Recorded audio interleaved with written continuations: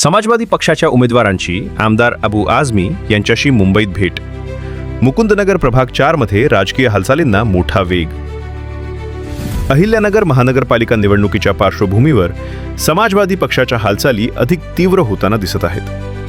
प्रभाग क्रमांक 4 मुकुंदनगर येथील समाजवादी पक्षाचे अधिकृत उमेदवार डॉक्टर इम्रान शेख आणि सरफराज जागीरदार यांनी मुंबई येथे समाजवादी पक्षाचे राष्ट्रीय नेते व महाराष्ट्र प्रदेशाध्यक्ष आमदार अबू आझमी यांची भेट घेतली. या भेटीमुळे मुकुंदनगर प्रभागातील राजकीय समीकरणांमध्ये नवे वळण लागल्याचे चित्र आहे.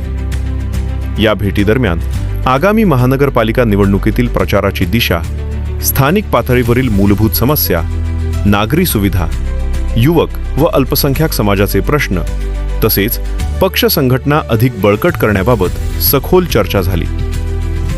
आमदार अबू आझमी यांनी दोन्ही उमेदवारांना मार्गदर्शन करत प्रभागातील जनतेशी थेट संवाद साधण्यावर भर देण्याचे निर्देश दिल्याची माहिती आहे.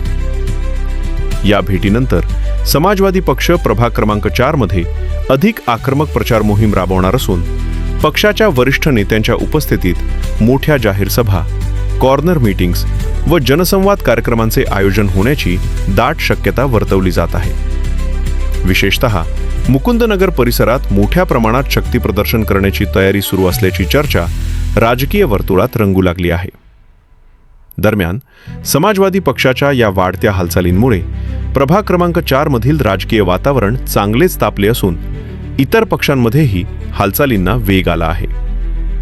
येत्या काही दिवसात वरिष्ठ नेत्यांच्या भेटी, सभा आणि प्रचार फेऱ्यांमुळे मुकुंदनगरचा राजकीय रणसंग्राम अधिक रंगतदार होणार असल्याचे संकेत मिळत आहेत. Bureau report, youth media, Ahilyanagar.